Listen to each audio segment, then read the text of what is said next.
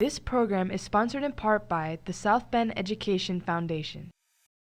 Today on Kids in the Bend, roll into the world of robotics, where Riley's engineering students are navigating some twists, turns, and more than a few challenges. Get ready to go on a wild safari as we journey to the Potawatomi Zoo. Giraffes, lions, and red pandas.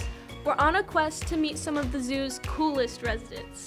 Plus, we're pulling back the curtain on the world of puppetry and meeting some of the amazing characters from Roz Puppets. Also, which Hogwarts house would you choose to be in as we find out how students at one school are creating magic in their own house system. So stick around for this and much, much more on Kids in the Bend.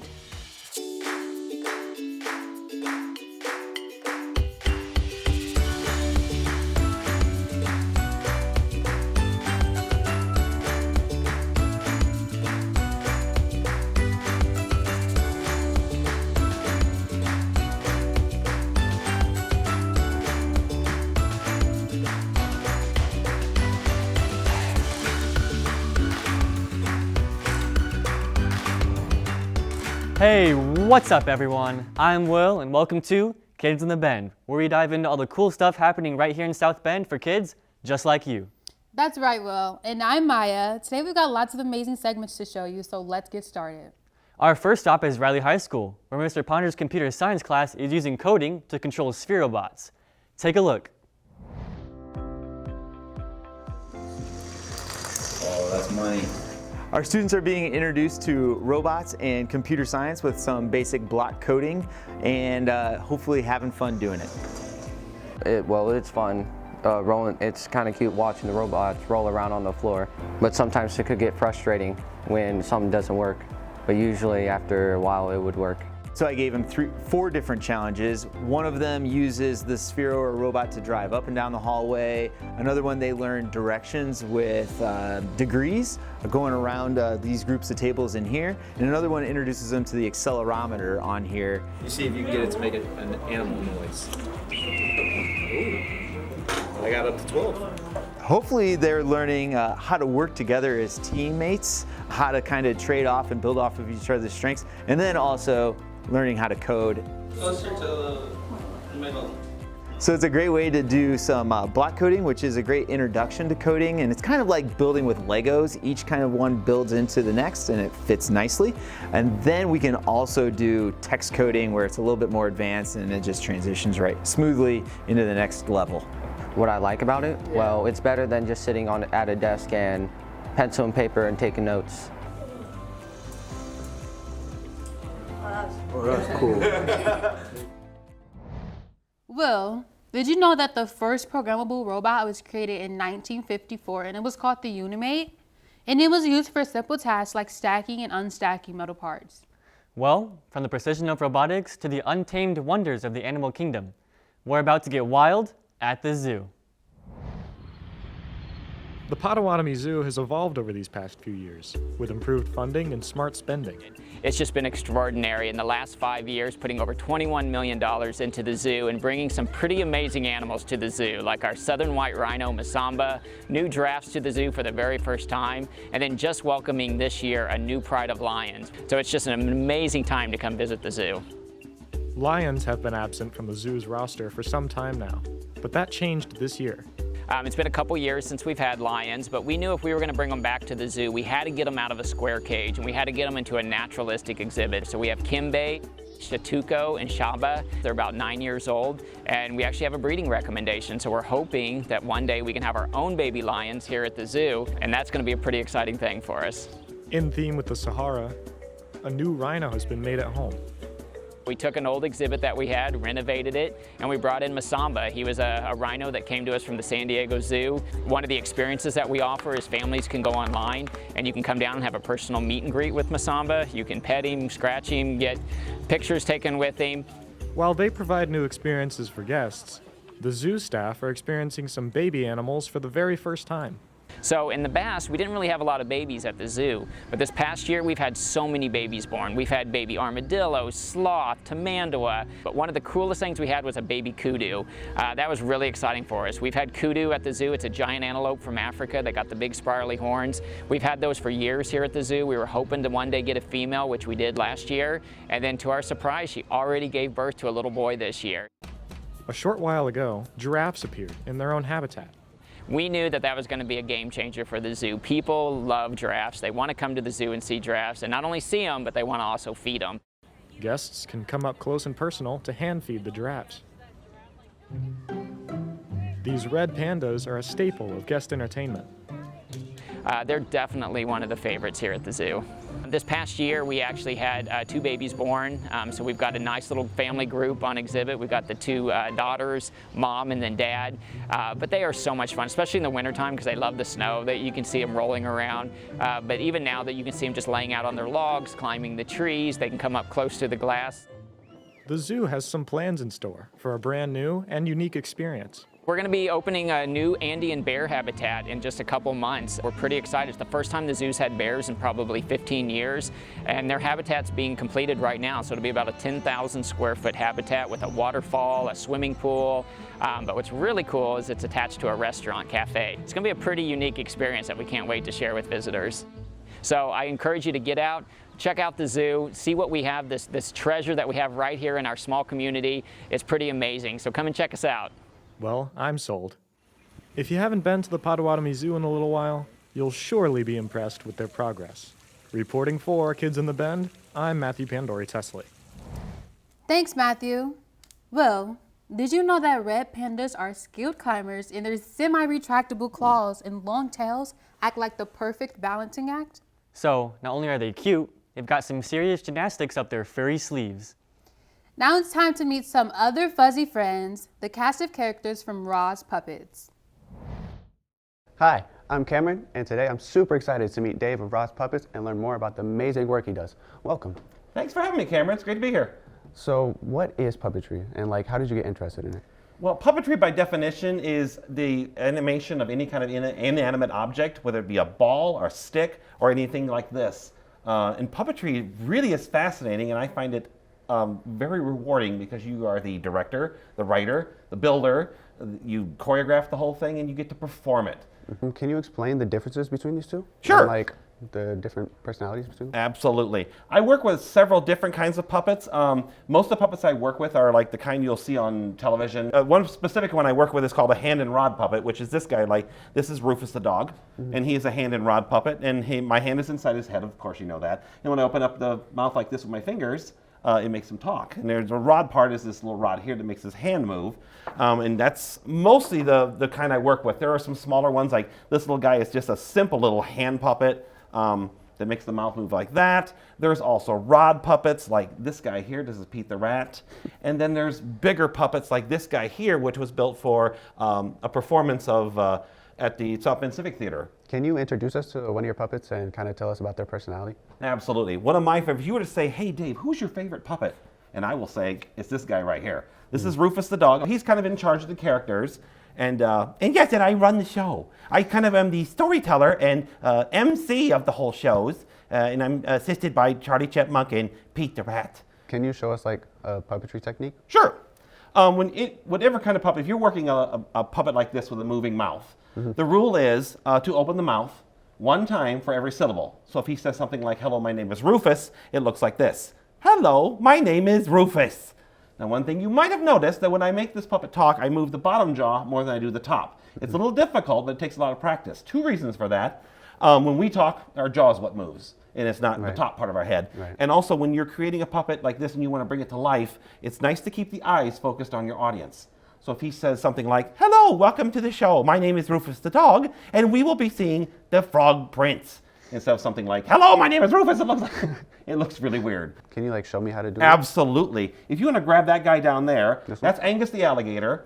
He's a new character. He is in our show that we did this summer, The Frog Prince. It's a completely original show. Always be aware what the head's doing. So go ahead and look at the camera there and say, hello, my name is Angus. And what do you think his voice sounds like? Hello, my name is Angus the Alligator. It's a little difficult, isn't it? I mean, it does look like playtime because they're fun and they look like toys, but it really is a job to do to try to get these puppets to bring life to them. This guy, I want to show you this one. This one's lots of fun.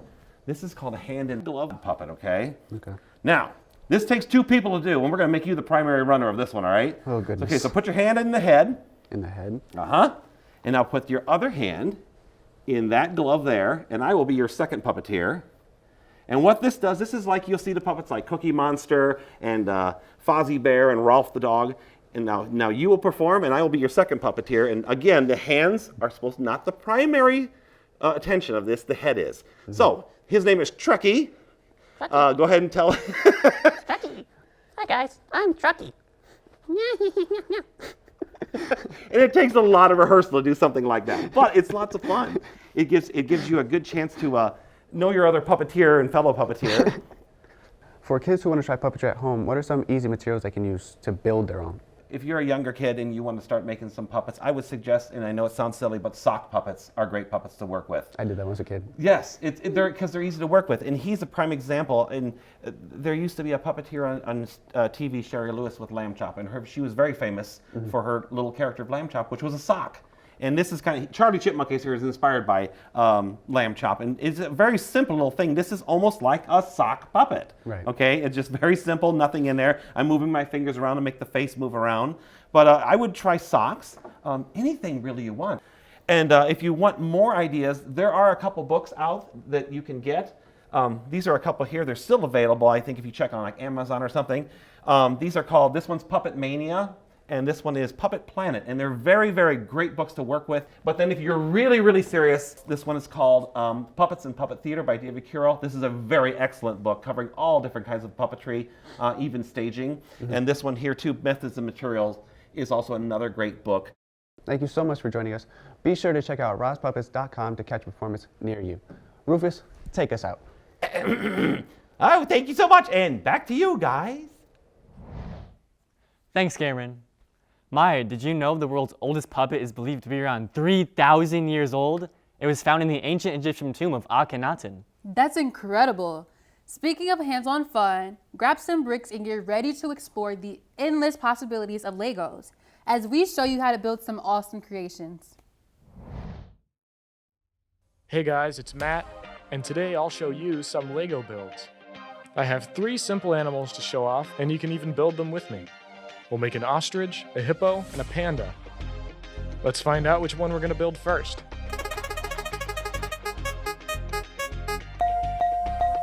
The ostrich. Alright, let's get to it. First, we'll take this 1x1 with eyes and stick on a beak. This will be our head. We'll use this long pink piece and put the head on top. Set that aside and get a flat 3x3. Take a 2x3 brick and stick it on top. Then we'll put this wedge, and this wedge, and this wedge, like this. Use the same piece as the neck for the legs, and there you have it. A simple ostrich. How about we build the hippo next? First, we'll make the feet with these round pieces. You'll need to make 4 of these. Next, grab a 4x6 plate and put 2 little studs on the short side. A couple more pieces for the body, but hold up. Take a brick and flip it over. Put 2 more studs on this side. And now we have a mouth. Put 1 more plate on top, and 2 optionally crooked eyes. And now our hippo is complete. Only 1 more build left, and this one's the trickiest. First, we'll take a 4x4 plate. See this weird piece in the corner? Put 1 on either side facing away from each other. Then this weird stair piece on top with another curved stair piece. Let's take this long piece and an equally long ramp and put them together. Make 2 and put them on either side. Now for some ears. Let's make it a tail with this piece and this stud. We'll stick it right on the back. Let's give this panda some big black eyes. I think it'll have 2 of these. For the panda's snout, use this flat piece and this triangle. Now let's put all these features on a flat 4-stud circle.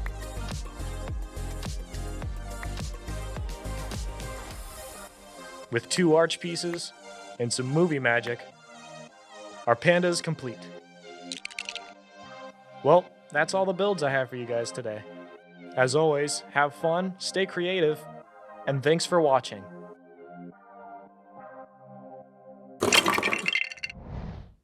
Hey Maya, look what I built. Check out what I made. Anyway, did you know that the name Lego is derived from the Danish words leg godt, which means play well? I can see why. Well, it's time for a quick break, but don't go too far because next we'll meet a radio DJ who's ready to jam. And later, we'll take you to a school that's unlike any other. So get ready for more fun and excitement on Kids in the Bend when we return.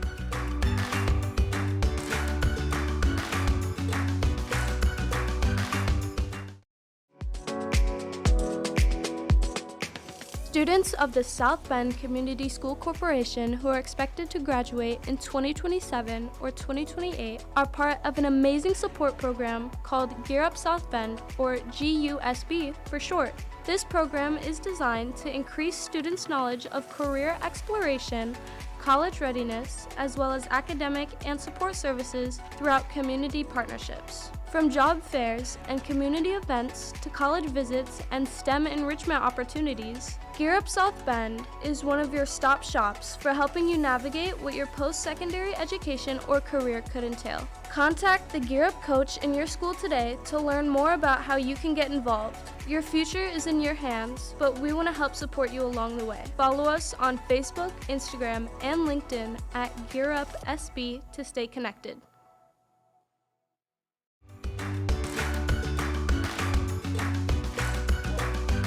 Welcome back to Kids in the Bend.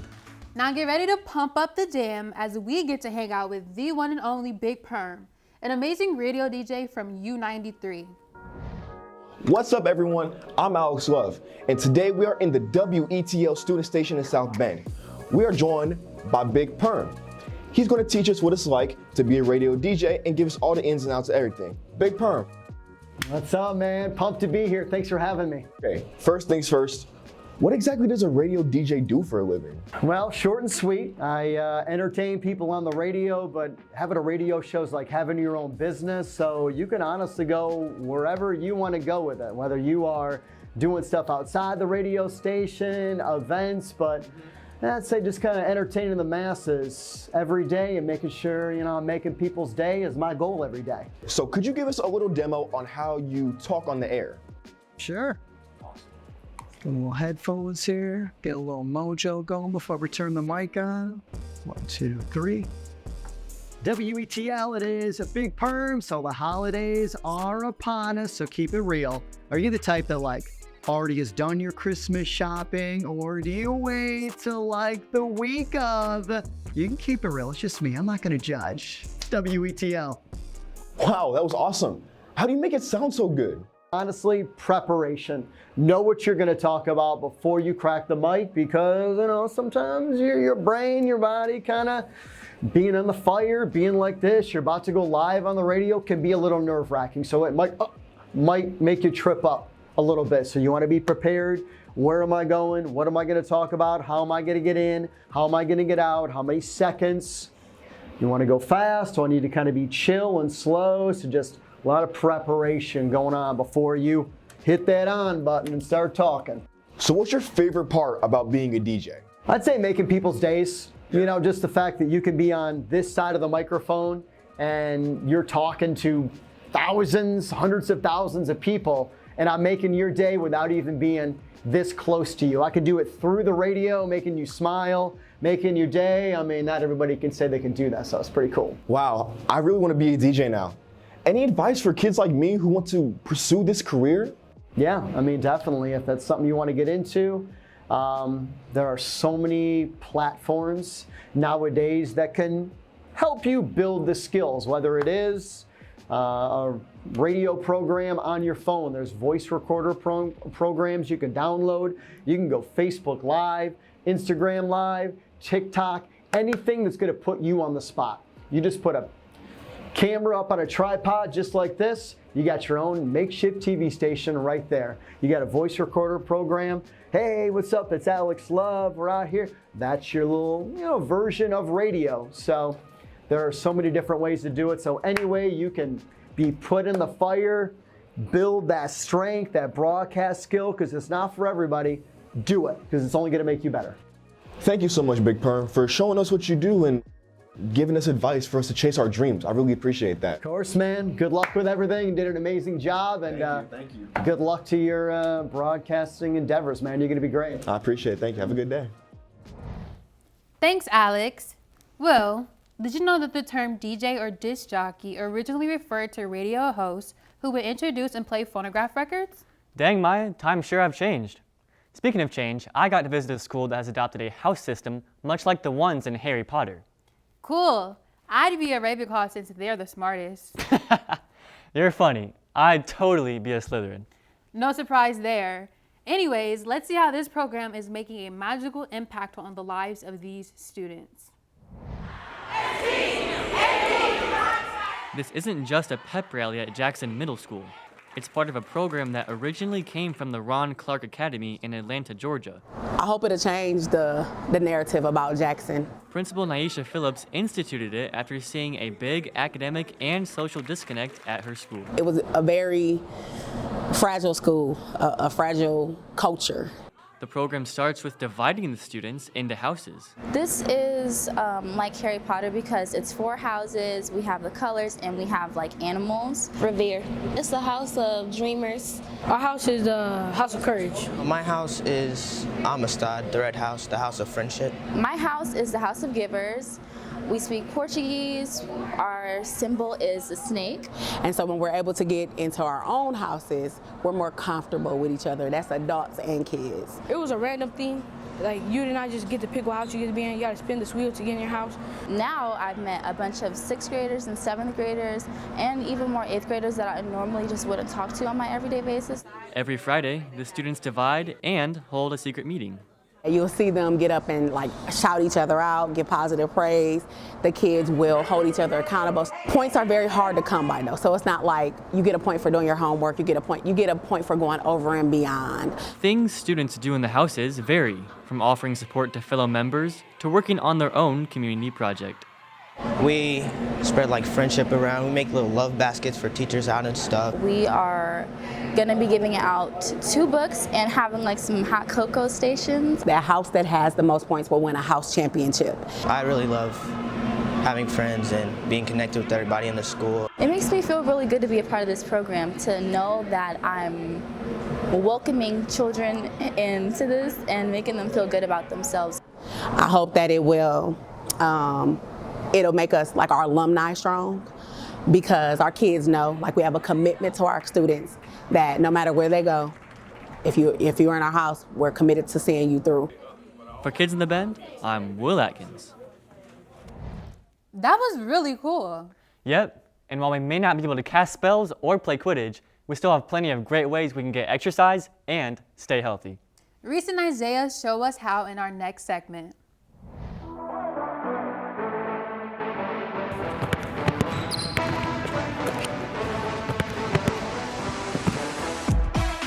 Hey, what's up everybody? I'm Reese from Riley High School and I play baseball. And I'm Isaiah Packer from Riley High School and I play basketball. Today we're going to show you some quick tips on how to get through a healthy everyday life. Before exercising though, the most important thing to do is stretch. So here's some stretches that we can show you. Some stretches include a quad stretch, hamstring stretch, calf stretch, and for warm-ups you can do high knees, butt kicks, and jumping jacks. Some important exercises include sit-ups or crunches, squats, and push-ups. While doing these exercises, make sure you focus on your form rather than your speed. Stretching isn't everything. Your body needs to be in top shape for you to be able to perform. Having a healthy diet can keep you ready for any activity. So mix it up. Keep a healthy, balanced diet. Don't just eat the same things. Eat proteins, grains, and your veggies. Stay hydrated. Water is your superhero drink. Keep sugary drinks in check. Portion power. Learn about portion sizes. Don't eat too much or too little. It helps you stay just right. Be snack smart. Munch on tasty snacks like fruits, veggies, yogurt, or nuts. Keep your treats in check. Treats are cool sometimes, but most of the time they're not. Just keep it balanced and don't overdo it. Remember, staying fit and healthy is important for our bodies to perform at the highest level in any activity. While these steps are important, the biggest step is to keep active. So get active and stay healthy. Hey Maya, do you know what both the Nutcracker and Swan Lake have in common? Of course, they are both ballets written by the famous composer Peter Tchaikovsky. Students from all around South Bend are performing in the South Holt Dance Company's version of the Nutcracker. The cast, made up of 4 to 18-year-olds, has been working on the production since August. Many of the dancers attend South Holt Dance Company for lessons all year long, but others are simply neighborhood kids who tried out for parts. The youngest members of the production, the 4 and 5-year-olds, were cast as mice and snowflakes, while older members like Sarai Hill, a LaSalle Academy 7th grader, danced multiple roles. It's really fun to be in like this area with a bunch of your friends, and it's really fun to experience all this stuff and be on stage. Adams High School junior Lily Francis has been dancing for 13 years. She says, though it's a lot of hard work, it's worth it. I go to school from 8 to 3, and then I come to dance 4 to 9, and so it gives me time to relieve all my stress and not think about homework and what I have to do the next day. I get to dance and get to see my friends and talk to my teachers. Over 150 kids take part in the show, which is double cast. That means there are 2 characters to play all the main parts, with one cast performing one night and the other on the following night. While the Nutcracker is performed all over the world at this time of the year, the South Bend production is special because it incorporates set pieces designed to look like the Studebaker mansion, and some characters are named after the Studebaker family.